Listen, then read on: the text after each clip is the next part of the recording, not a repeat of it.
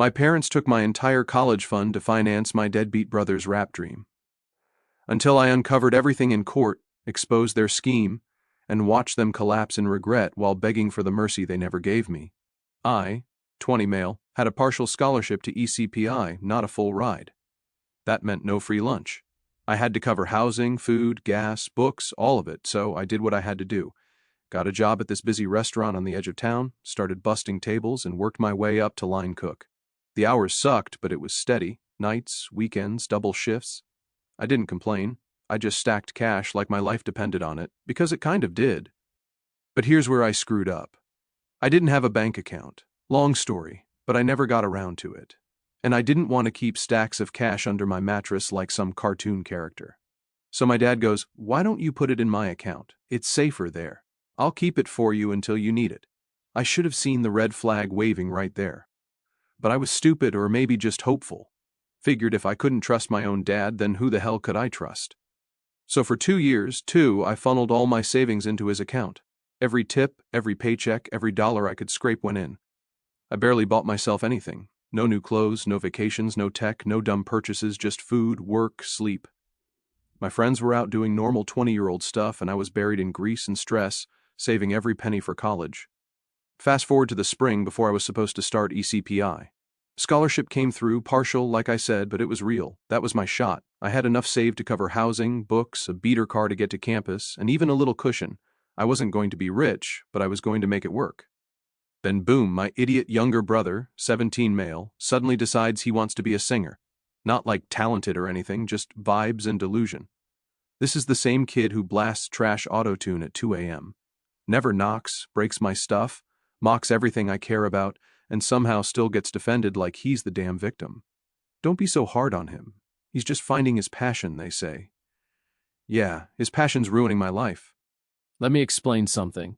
This kid has no talent. I'm not being bitter. I'm being real. He couldn't hold a note in a bucket if you superglued it to his hand, but he got it in his head that he was going to win some singing contest downtown. Like one of those knockoff idol shows run by local venues to sell tickets and beer. Only thing was the contest required a music video to enter. Like cameras, rented studio, the whole fake it till you make it vibe. Guess who funded it? Yep, me. But I didn't know that until it was already done. My brother walked into my room one night like he was about to drop some earth-shattering truth and goes, "Hey, by the way, we used some of your savings. I needed to film my video. Didn't even look sorry. Didn't even try to sugarcoat." He said it like he was proud, like he just won the jackpot and wanted me to know. I stared at him like, "You're joking." And he just grinned and walked out. Like that was it, like this was just another Tuesday. I confronted my parents right after, went downstairs, found them watching TV like nothing happened. I said, "What the hell? You took my college savings." And gave it to him? My mom paused the show and looked at me all calm and fake wise. "We only took half," she said. "He needed support. You still have time to save up more." Like that was supposed to be reasonable, like losing half of 2 years' worth of savings was just a minor inconvenience. Like I was being selfish for getting mad. My dad added, "You can still work part-time, can't you? Your brother's pursuing his dream." I said, "My dream was to go to ECPI." He said, "You're being dramatic. You're not homeless. You have a roof. You'll figure it out." I've never wanted to flip a table so bad in my life. They acted like I was the villain. They told me I needed to grow up, that I shouldn't be so sensitive, that money isn't everything. My mom even threw in, "Don't act like a girl, like being upset over your own stolen money was feminine now." So I stopped talking, just walked out of the room and let it burn inside me. That music video is trash, embarrassing even. My brother wore this shiny gold jacket and stood on a beach singing off-key to some royalty-free beat like he was making the next big anthem. My parents thought it was genius. They shared it with our relatives. My uncle texted me, "So proud of your brother's ambition." I wanted to throw my phone. It got 37 views. Half of them were probably from my aunt. After that, I knew I needed to make a move. I got help from my grandfather, the only one in the family who still had common sense. He helped me open a bank account in my own name, showed me how to set up auto deposit. Quietly, I started routing every paycheck into that account. Didn't tell my parents, didn't say a word. Just smiled and nodded whenever they asked if I was still saving. I even told my dad that my new manager was changing the payment schedule to quarterly to keep him off my back. But I still had some money left in his account. Figured I'd wait until tuition day, then pull it. Big mistake. It had been a few quiet months since the whole "let's rob our son to fund American Idol Junior" stunt. I didn't say anything more about it. What was there to say? They made it clear where I stood in this family, right under their shoes. I kept working, kept saving in my new account, and played the long game. I still had plans for ECPI. My start date was around the corner, and even though I was down half my savings, I wasn't dead in the water yet. I figured worst case, I'd dorm with 3 dudes in a shoebox and eat off-brand cereal for 2 years. I'd make it. Then came the next hit. Not a surprise. Just a slow-moving disaster everyone saw coming except the 2 people responsible for creating it. My brother's girlfriend got pregnant. Now, normally you'd expect some kind of panic or serious conversation. Nah. What happened instead was my mom treating it like they were announcing a wedding. She even said the words, "beautiful blessing." I nearly choked on my cereal. This girl, let's call her Lucy. She was loud, constantly complaining about everything, and once stole a phone charger from my room when she visited us for the first time, and said it must have gotten mixed up in her bag. Mixed up. She thought I was dumb. And to be honest, she wasn't totally wrong, at least not about my parents. So now Lucy's pregnant, and the family's acting like my brother's about to bring a future president into the world. My dad pulls me aside one morning trying to do the whole serious dad look. Says we're entering a new chapter as a family and need to come together to help your brother adjust to fatherhood. I knew something was up. My dad doesn't talk in Hallmark card language unless he's prepping for something shady. So I checked the bank. Gone. Everything I had left in his account, about $3,700, was gone. I stared at the number for a full minute. Like maybe it was a glitch. Maybe I typed something wrong. Then I went downstairs and asked him flat out, "Where's the rest of the money?" He had the nerve to act confused. "What money? My savings. The money you said was safe. It's not there." "Oh, that." He said it like I was asking about a misplaced sock. "We had to use it to help your brother. Lucy's family isn't stepping up and they need supplies, crib, diapers, essentials." I asked, "Why is that my problem?" He shrugged. "It's not about blame, it's about responsibility." I laughed. I actually laughed loud because at that point, what else can you even do? You work 2 years in a grease pit, eat instant noodles, skip birthdays, stack bills with discipline like you're prepping for a war. And your dad uses the money to buy baby bottles for a child you didn't make with a girl you can't stand. I went to my mom. Same story. She tried the whole guilt route. "You don't understand what it's like to be a parent. You'll get it one day. Family helps family." I asked her, "Who helped me?" She didn't answer, just looked at me like I was the villain again. That's their favorite thing, turning every one of my objections into a "how could you say that" moment. I didn't yell, didn't argue, just walked away and sat in my room staring at the wall for a long time. The numbers kept flashing in my head.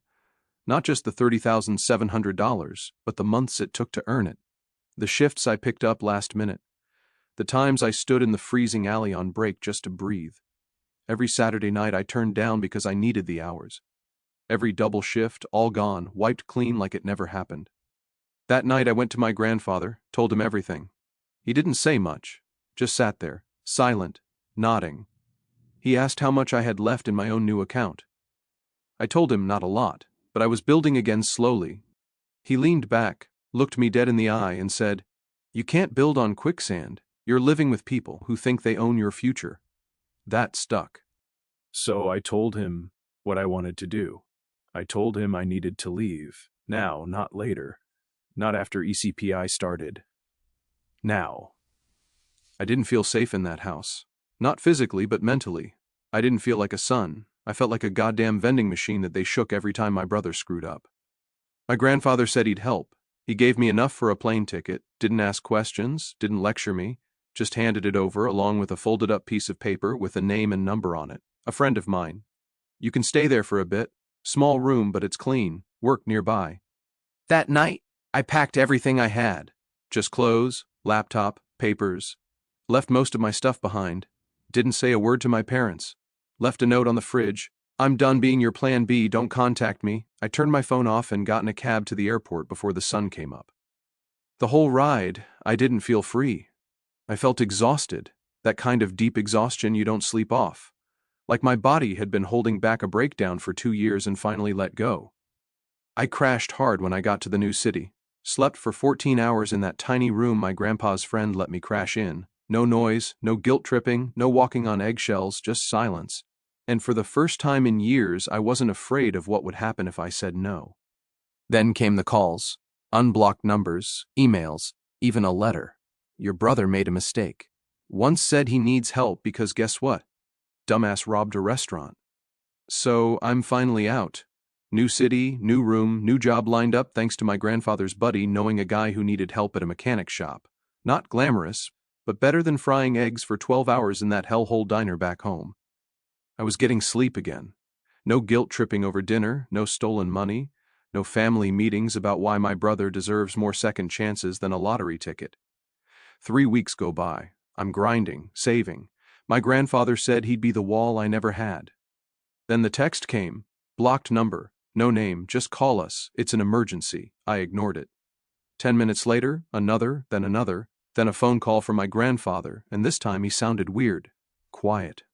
Your brother's in trouble, he said. I asked what kind of trouble. He robbed a restaurant. I thought he meant robbed like he dined and dashed or broke a soda machine.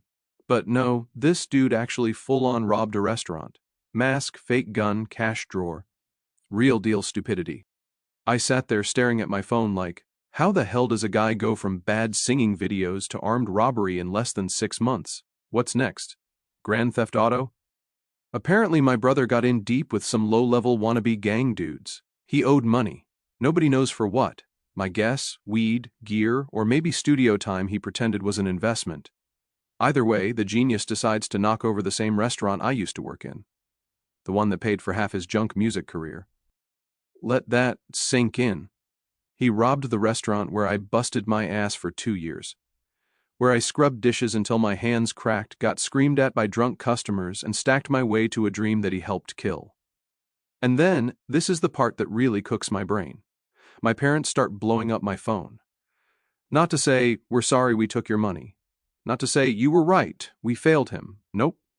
They want me to help him. Like that's even an option. First it was my mom. She texted something like he didn't mean to, he was just scared. Please. He's your brother. I didn't answer. Then she called. I let it go to voicemail. Then my dad tried straight to the usual tone. You're his brother. Family supports family. We need to hire a lawyer and you're the only one with a job. That last part, that was it for me. Not you're the only one who hasn't committed a felony. Not you're the only one who's responsible. Just you're the only one with a job. It wasn't even about guilt anymore. It was about utility. I was back to being the ATM, the backup plan, the scapegoat. They didn't care that I left. They didn't care how. They just knew I was still useful. And get this, they even tried the "we'll pay you back" lie again. Like I'd believe that for a second. These people couldn't pay back a library fine. My grandfather called again a day later. This time he was angry. Not at me, but at them. They told the public defender you were coming up to help, he said.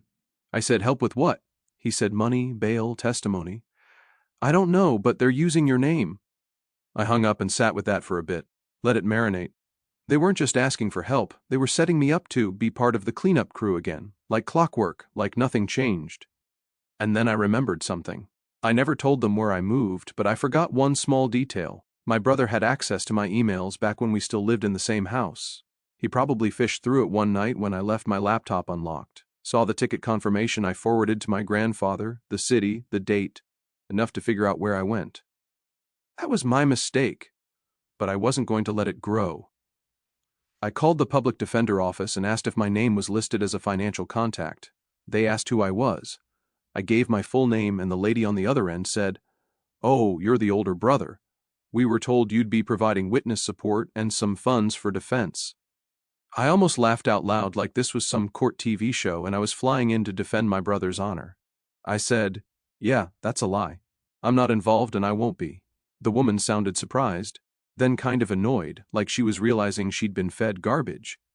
She thanked me and said she'd remove my name from their file. But that wasn't the end of it, because of course not. That night, I got an email. My mom, long, dramatic, full of crap like, "He's your brother no matter what he did, we're all hurting. Please don't abandon your family, this is the time we need you most." I didn't even finish reading. Just hit delete. The next morning my dad texted, "If you won't help, at least don't talk to the police." Excuse me? I wasn't planning to, but now I wondered why they were so worried. Turns out there were security cameras, multiple. And the idiot didn't wear gloves, fingerprints, face, shoes, everything. It was the most low IQ robbery in town history. But guess what? My mom told people he only did it because he was influenced by bad people and that he came from a loving home. She even tried to use my name in her pity tour. Said even his successful brother is devastated. No, I'm not devastated. I'm free. You know what I did after reading that? I booked a bus ticket to go see my grandfather, sat with him for an hour, told him everything, and he just nodded, calm as always, then said, "You want to cut them off completely?" I said, "Yeah." He said, "Then do it. Stop asking for permission." After the restaurant thing blew up, and I told the public defender to take my name off everything, I thought maybe, just maybe, they'd take the hint. I wasn't involved. I wasn't going to be involved. I was done playing the loyal son to people who'd throw me under the bus for a sandwich. But that's not how people like my parents operate. In their world, no one actually means no. You just haven't been guilted hard enough yet. So when I said I wasn't helping, they didn't hear end of conversation. They heard challenge accepted. First came the texts all day, every day from both of them. My moms were full of crying emojis and Bible verses. Stuff like a family divided cannot stand. Your brother is hurting. We are all hurting. This is your chance to prove you're better than what you've become. Better than what I've become. Lady, I work 50 hours a week, pay rent on time, and haven't committed armed robbery. What more do you want? My dad's texts were the opposite. He'd switch between threatening me and trying to sound like he was negotiating some business deal. One minute it's, "You want to go to war with your own blood?" Then the next it's, "If you help us now, I'll make sure you get the money back." Dude's still acting like I'm waiting on a refund from the bank of backstabbers. Then my phone starts ringing at work. I don't give them my job info, so they start calling the front desk. I guess they used my name to look up the company online and just started cold calling. First it was, "Can you pass a message to him?" Then it escalated to, "We're his family. He's in danger." Like they were trying to Jedi mind trick the receptionist into panicking and transferring them. My boss calls me in, asks what's going on. I explain the family drama in the least dramatic way possible. Just told him my parents are nuts and trying to pull me into my brother's legal mess. He nods, says he's seen worse, and tells the front desk to block the number. Thank God for people who've worked long enough to spot crazy when they see it. I blocked every number I knew they used, changed my email, set all my social accounts to private, the digital version of building a moat around my life. But just like cockroaches, they found new cracks to crawl through. One day, I come out of work and there's a car parked across the street. Beige Honda, scratched bumper. Didn't think anything of it until I saw someone step out and start waving. It was my mom. She'd driven 3 hours to come find me, no warning, no heads up, just popped up like this was some wholesome surprise reunion and not a psychological ambush. I turned around and walked back inside like I forgot something. Told my boss, "Hey, I think I'm about to have a stalker moment outside." He looked out the window, saw her pacing, and said, "Want me to call the cops?" I didn't say yes, but I didn't say no either. Eventually, she left, probably drove all the way back feeling proud of herself like she tried her best. Like showing up at my job was a loving gesture and not wildly inappropriate. The next day, she left a letter under my apartment door. No envelope, just folded paper, 1 page, handwritten, still smelled like her perfume. I didn't even open it, just ripped it in half and dumped it straight in the trash. That night, I called my landlord and asked if anyone had been snooping around the building. He checked the camera and confirmed she came by, waited outside for 15 minutes, then left. At least she didn't try to break in or start knocking on doors. Small wins. I texted my grandfather and told him everything. He replied with 5 words, "Cut the line, change numbers." He was right. So the next day, I went to my phone provider, switched carriers, new number, locked my plan under a PIN code, set up a new email, changed everything. That was the final break, and for 2 solid weeks, it was quiet. No texts, no voicemails, no letters, just silence. Felt weird at first. I'd been living in chaos for so long that peace didn't feel real. Like I was waiting for the other shoe to drop, even though both shoes had already stomped me years ago. Then came the twist I should have expected. They started calling my friends. One by one, I got texts from old high school buddies, old co-workers, even a guy I hadn't talked to since sophomore year of college. "Hey man, your mom just reached out to me on Facebook. Said she's looking for you. Everything okay?" "Yeah." Everything's fine, except for the fact that my parents are on a nationwide manhunt to guilt me back into being their unpaid lawyer and emotional punching bag. One guy said she messaged him saying, "You're his friend. Please help him understand how much we love him." She didn't mention the part where they stole thousands from me and tried to emotionally blackmail me into saving their favorite child from jail time. I responded to every friend with the same message. Please block them. They're not part of my life anymore. Most of them did. A couple didn't understand and tried to play peacemaker. I cut them off too. By the end of the month, my life had gone from constant noise to clean air, like I could finally breathe again. And you know what I realized? They weren't trying to make things right. They just wanted the same tool they always had. Me, the fixer, the quiet one, the fallback plan. That was never going to change, so I decided to change something else. I walked into a lawyer's office, not because I wanted to sue them. I knew I wasn't getting that money back. But because I wanted something in writing, a legal letter, something that said this guy has no responsibility for his brother's case, finances, or support. Took 30 minutes. Cost me $100. Best money I ever spent. The lawyer sent a copy to the public defender and one to their home address. Certified mail. No way they could pretend they didn't get it. That night, I slept like a baby. No texts, no threats, no letters under my door, and if they come back, I'm ready. So, after I filed that legal notice, saying I had nothing to do with my brother's case or their circus of a family crisis, I thought I was finally out for good. Thought maybe finally they'd take the hint. Nah, these people don't stop. They just get louder. About 3 weeks after the legal letter was sent, I get a voicemail from a number I didn't recognize. Female voice, calm but official. She says she's with the local DA's office, and they'd like to speak with me about a case in progress involving a former associate. I already knew it had to be my brother. I called her back. She was polite, professional, straight to the point. Said I wasn't in trouble. They just needed clarification because my name kept showing up in statements. Let me repeat that. My name kept showing up. I hadn't been involved with these people for months, but somehow I was still being dragged into it. I asked what kind of statements.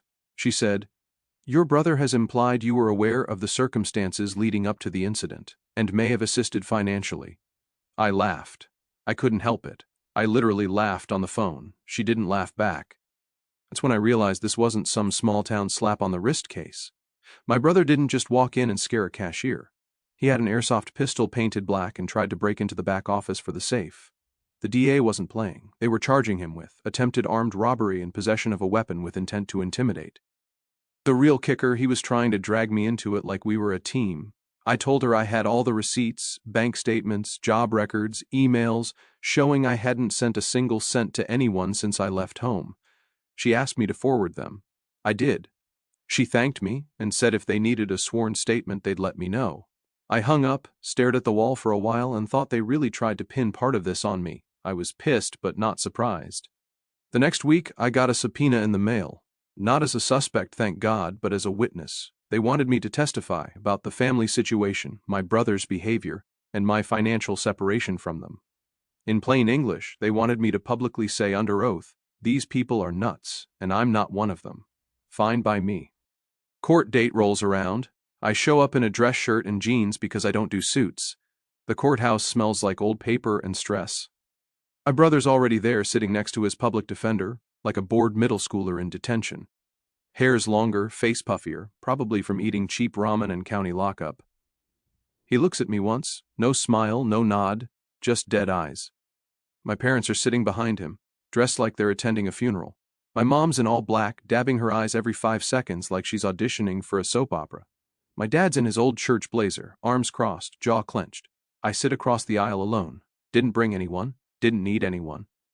Da goes first. They lay it all out. Security footage, statements, the airsoft gun, witness reports. Then they start talking about motive. And that's where it gets wild. Because apparently my brother's new defense strategy was this. He was desperate. His family abandoned him. His brother took their shared savings and disappeared, leaving him broke and cornered. Shared savings. Let that sink in. He told the court we had a joint savings account, and I bailed with the cash, that I betrayed him, and that's why he had no choice but to rob a place. Like we were some financial Bonnie and Clyde, and I skipped town with the loot. Da asked to call me to the stand. I walked up, sat down, swore in. First question, do you and your brother share any financial accounts? No. Have you ever given him money since leaving home? No. Were you aware of any debts or issues that would lead him to rob a restaurant? No. And if I had been, I still wouldn't have helped. She nodded, then asked, why not? I looked at the judge, then straight at my brother, said, because I worked 2 years to save money for school. My family took it to fund his music video. Then when his girlfriend got pregnant, they took the rest. Then they expected me to pay for a lawyer when he committed a felony. I didn't abandon him. I escaped him. The courtroom went dead silent. Even the stenographer looked up. My mom started whisper crying behind me. I didn't look back, didn't blink. The DA finished with me quickly. Defense attorney didn't even bother cross-examining. What could she say? Did you not work 2 jobs and get robbed by your own bloodline? Please.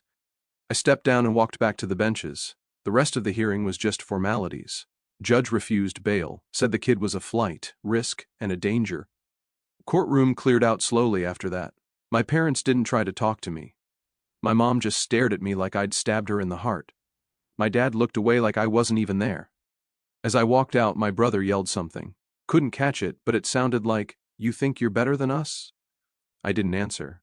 Didn't even turn around because, yeah, I do. I figured after court they disappear, crawl back into whatever echo chamber they built for themselves, and pretend none of it happened. Maybe blame the system, maybe blame me, maybe blame the economy, anything but the truth. But 2 weeks after the hearing, there was a knock on my door. Not a text, not an email, a knock. I looked through the peephole, and for a second, I actually thought it was a prank. There they were, both of them. My mom in her weather-beaten cardigan, arms clutched around her purse like it had anything left in it. My dad standing stiff like a salesman, trying not to look like he's about to beg. I opened the door just wide enough to talk through it. Didn't unlock the chain. You drove all the way here? I asked. My mom jumped in before my dad could say anything. We didn't know what else to do. Please, can we come in? No. She blinked. Like the idea of me saying no hadn't even occurred to her. Like the plan didn't include that part. Please, she tried again. We just need to talk. You can talk from right there. My dad stepped forward. We lost the house. I just stared at him, didn't say anything. He waited for some kind of reaction, but I gave him nothing. He kept going. After the court stuff, the insurance company flagged us. They froze the joint account. Then your mom's credit cards got shut off. The car is not ours anymore. They're auctioning it. Sounds rough, I said. You need directions to the shelter? That one landed. My mom's face crumpled like cheap paper. How can you say that? We're your parents. You're the people who took my college savings to fund a music video and a baby, then tried to tie me to a felony. Let's not confuse genetics with loyalty. My dad didn't flinch. He never does. We're not here to fight. He said we're here because we need help. I raised an eyebrow. And I'm supposed to care because you're doing well now. You've always been the responsible one. My mom jumped in. You have a job, an apartment, a future. Yeah, I earned those things. You think I woke up one day and someone handed me a lease? I bled for this. Just a little money, my dad said, tone flat. Just enough for a motel, a deposit. We'll figure it out from there. I stepped back like his voice had a smell, and I didn't want it on me. You mean the way you figured it out when you drained my savings account without telling me? When you let Tristan frame me and told the cops I was part of it? That kind of figuring out? Silence. Where's Tristan? I asked, just to twist the knife. In county, my dad mumbled. They moved his court date again. He'll probably do time. I shrugged. Not my problem. My mom's eyes welled up. He's still your brother. Not anymore. That's when she dropped the final bomb. We're not asking for free help. We'll sign something. A loan agreement. A contract. A contract from 2 people who couldn't legally co-sign a napkin right now. I stared at them. These were the people who used to control my curfew, ground me for missing chores, demand respect like it was owed. Now they were begging in front of my apartment like bad actors in a play that closed 3 seasons ago. I almost pitied them. Almost. I shut the door, didn't slam it, didn't curse, just slowly, quietly closed it. They didn't knock again. They stood outside for another 10 minutes. I watched through the peephole. My mom sat on the curb. My dad made a few calls, probably trying to dig up sympathy from whatever family still answers when they call. Eventually, they left. But that wasn't the end. They tried again. 3 days later, this time with backup, an aunt. She left a note under my door, said I was being unfair, said my parents were just trying to rebuild, said Tristan had paid enough. I mailed the note back to her with 2 words written on the bottom: not interested. You don't come back from what they did. There's no reset button for betrayal, there's no apology that unstabs you. When they chose my brother again and again, they made it clear what I was to them. The emergency wallet, the responsible son, the one they could drain and dump whenever it got hard. They chose him. Now they can keep him. I blocked every number I hadn't already, changed my locks, told the building manager not to let anyone up without a call, and I went to work the next day like nothing happened because it didn't. Not really. People like that don't change. They just run out of people to leech off of, and they just ran out of me. It's been a year since I walked away. A full year of no family holidays, no guilt texts, no just checking in phone calls, silence, peace, the kind you don't know you need until you've lived most of your life without it. I kept to myself, worked, saved, went back to school part-time, found a used Camry off Craigslist, watched my credit score go from sad joke to respectable adult. Life was simple, not easy. But I didn't need easy. I needed clean. And I had that until last month. I got a letter in the mail. No return address, just my name written in my mother's handwriting like that meant anything anymore. Inside a printed letter with a bunch of copy-pasted legal terms, fake as hell, saying they were filing a family grievance against me for financial abandonment. Yeah, that's not a real thing. It was 2 pages of nonsense ending with, "You owe it to your family to step up. This is your last chance before we take further action." Further action? What were they going to do? Sue me for emotional coldness? I tossed it. Didn't even bother responding, just saved it in a folder in case I ever needed proof for a restraining order. A week later, they pulled the last card they had. They showed up at my job. This time, it was just my dad. My mom must have finally figured out I was done pretending. He walked into the auto shop like a guy still clinging to pride he couldn't afford. Dress shoes scuffed, shirt tucked into jeans like he couldn't decide if he was apologizing or going to court. He didn't ask for me at the desk. He just stood by the bay door like he was waiting for fate to hand him redemption. One of the guys yelled, "Hey man, your dad's here." I wiped my hands, walked over, and didn't say a word, just stared. He opened with, "You look good." I said nothing. I just wanted to talk. Still nothing. "You've made your point. You've made it loud and clear, but we're still family." I finally said something. "You lost that word a long time ago." Started to say something else. Probably rehearsed it in the car. I cut him off. "You came to my job again after I changed my number, after I blocked you, after you dragged my name into court. It wasn't like that. It was exactly like that. You just didn't expect consequences." He took a deep breath. "I came because we lost everything. The house is gone, the car, credit shot, Tristan's inside and we don't know when he's getting out. Your mom, she's not doing well." "Not my problem," I said, simple, honest. "You're not even curious how we're doing." I laughed once. Not loud, just one sharp breath. "You didn't care how I was doing when you emptied my savings or when you let him lie about me to a judge." He went quiet. That same dumb silence he used when he couldn't argue but wouldn't admit he was wrong. "You can tell yourself you came to talk," I said. "But you came here to beg. You don't care about healing. You just ran out of people to leech off." That finally cracked him. His posture shifted like he dropped the act and showed up as who he really was. Tired, broke, cornered. "So that's it?" he asked. "You're just going to walk away from your own blood?" I walked away from parasites. His jaw twitched. "You always thought you were better than us." "No, I just stopped pretending I wasn't." He didn't say another word. Just turned around and walked out. No yelling, no threats, just silence. Maybe the first honest thing he'd done in years.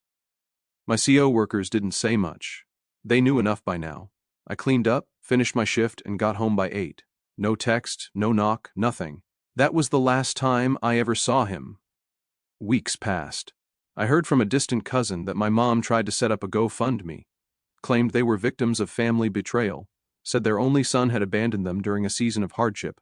Only son, not one of their sons. Only. That was cute. The fundraiser got $83. I almost felt bad. Almost. But here's the thing. They made their choice over and over. Every time I needed support and got silence. Every time I asked why he got away with it and they told me to be quiet. Every dollar they stole, every lie they spread, they built that life. I just left the building before it collapsed. Now I live in a quiet 1-bedroom with no yelling through walls. I pay for everything myself. I got into ECPI, didn't need their help, didn't need their apology, didn't need anything. I'm not bitter. Bitterness takes energy, and they already took too much. I'm just done. People always say, but they're your family. Yeah, so what? You don't owe loyalty to people who treat you like a backup plan. My parents tried to destroy my future to fix the mess they let my brother make. Now they can live in it. I'm not going back. Not for court, not for Christmas, not even for a funeral. They had a son, and they threw him away. Years later, I graduated with honors. I never cared for ceremonies, but that day I stood on stage with a calm smile while they announced my name, their last name, not their pride. Today, I'm a university lecturer. Not because they supported me, but because they lost me. As for them, they fell apart. Debt collectors, unpaid bills, loans in each other's names. One by one, they ended up in the ER. Fevers, stress, collapsing under pressure. But truth is,